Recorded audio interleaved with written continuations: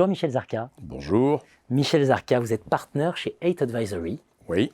Vous êtes co-auteur, alors ça va être difficile pour moi à prononcer, vous c'est pas difficile, Michel Zarka, mais Elena Kochanowskaja. Merci de m'aider, Voilà. et William Passmore de Absolument. Columbia. Vous êtes co-auteur de Braided Organizations. Alors première question, Michel Zarka, qu'est-ce que ça veut dire, quelle traduction on donne à Braided?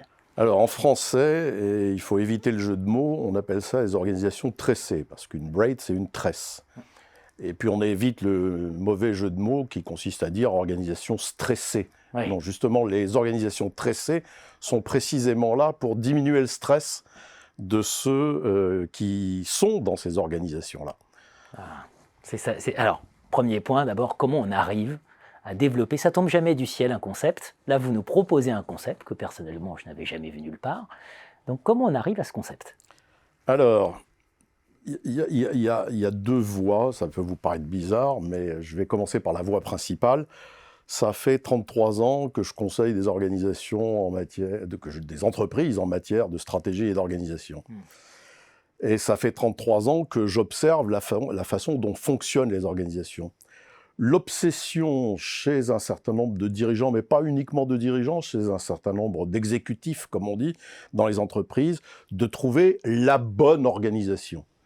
Et souvent, la bonne organisation, ça se traduit par la bonne structure. Bon.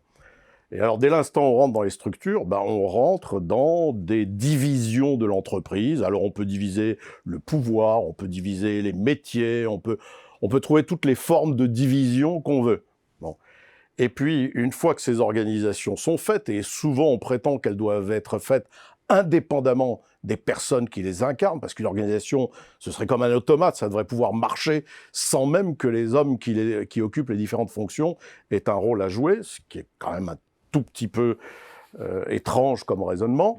Eh bien, ces organisations se confrontent à des problèmes de compétitivité, des problèmes de temps de réponse, des problèmes de time to market, des problèmes de qualité, et on est devant ces problèmes-là en train de chercher des solutions.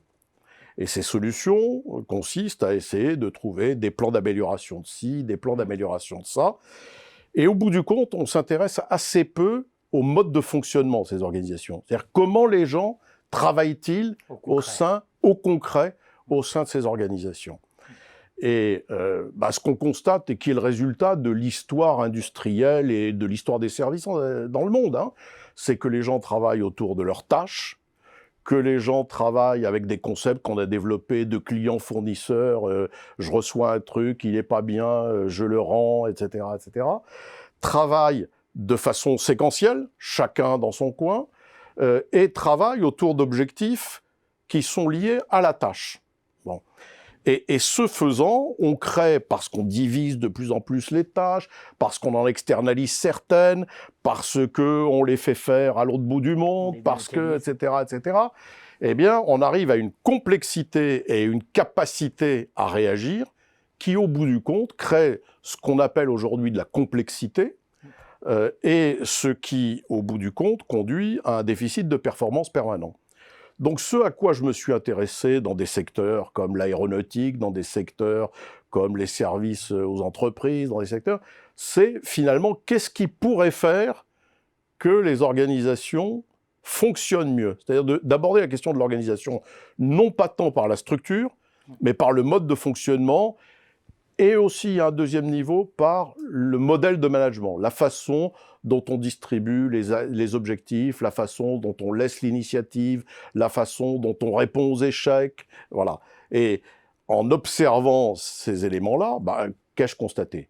J'ai constaté que les gens étaient, somme toute, peu connectés, que quand ils l'étaient pas en temps réel, et que, au bout du compte, les objectifs collectifs, on pourrait dire les finalités qu'ils poursuivaient ensemble, fussent-elles des finalités un peu chimériques comme satisfaire le client, étaient absolument pas partagées. Parce que quand vous êtes ingénieur qui signe des feuilles de calcul chez Airbus,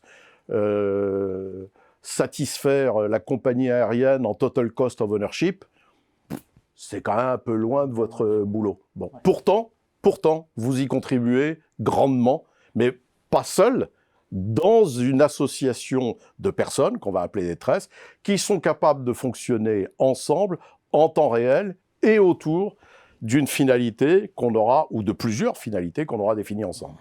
L'entreprise irréductible à ses parties, et voilà, c'est dans cette alchimie de l'ensemble qu'il faut aller chercher le cœur, j'ai envie de presque de dire, le cœur de la raison d'être, parce que c'est un terme qui est très en vogue actuellement, et en vous découvrant ce concept, je me suis dit, mais est-ce que là, on n'est pas précisément sur une forme d'opérationnalisation de cette raison d'être dont on parle tant? Bon, alors, je complète. Il y a 5 mindsets. Vous nous dites move on à la fin. Ça y est, allez, de l'avant. Il y a 5 mindsets. Libridation, local and multiscale equilibrium, partager, leader, pollinisateur, et digitalisation and distributed ownership. Alors, je vais revenir sur tous ces points. Deux questions en une. Oui, vous m'avez posé 2 questions en une, mais je vais répondre à chacune d'elles. Est-ce que c'est lié à la raison d'être? Au départ, je prétends que je suis advisor en stratégie. Bon. Dans la stratégie, il y a un mot qu'on aime beaucoup, qui est le mot de la vision. Il y a de nombreuses années, j'avais travaillé pour le groupe familial dans la grande distribution, non coté, qui avait pour slogan « On doit rendre accessible au plus grand nombre le plus grand nombre de produits ». Pour moi, c'est une vision. Après, est-ce qu'on le fait avec Internet, des hypermarchés, des magasins spécialisés, etc. C'est une déclinaison de cette vision. Récemment, j'ai vu émerger la raison d'être. Chez Thales, je crois que c'est pour un monde de confiance. Bon. Donc tout ça, ce sont des finalités. Des finalités auxquelles, finalement, les parties prenantes de l'entreprise, sur lesquelles les parties prenantes de l'entreprise se sont entendues. Bon. Ces finalités, elles existent aussi à un niveau plus opérationnel, ou elles se déclinent à un niveau plus opérationnel.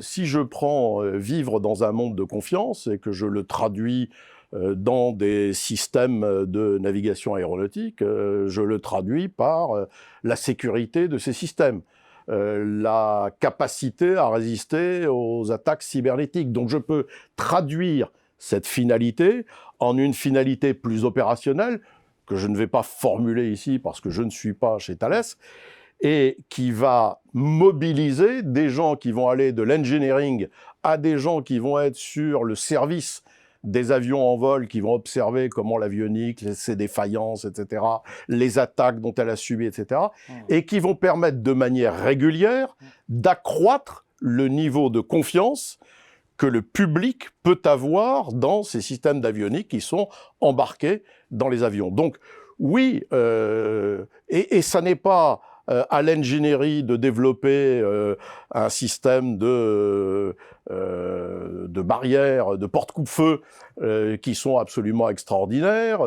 C'est un ensemble d'acteurs qui vont de l'ingénierie jusqu'aux avions en service, qui vont permettre d'assurer collectivement et en temps réel, et par l'observation des retours d'expérience, et par l'observation des technologies, et par l'observation des mises en fabrication, la façon dont on va faire vivre ce monde de confiance dans les systèmes d'avionique d'un avion. J'ai pris cet exemple-là, parce que c'est le premier qui m'est venu à l'esprit, mais oui, l'entreprise à mission, elle formule en quelque sorte un dessin, et ce dessin peut se décliner de manière stratégique, comme je viens de dire, et puis peut se décliner à des niveaux très opérationnels. C'est-à-dire qu'on peut aussi réduire le nombre d'occurrences de défaillance quand on descend à un niveau plus bas, mais réduire le nombre d'occurrences de défaillance, c'est encore une fois quelque chose qui va exiger une collectivité qui travaille en temps réel sur des niveaux d'amélioration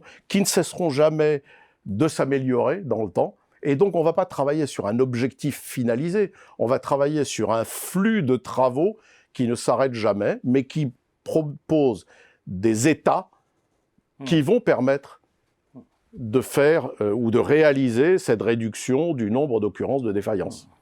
Merci Michel Zarka, je vous retrouverai pour une autre émission. On détaillera ces cinq mindsets que vous nous proposez pour aller de l'avant. Merci à vous.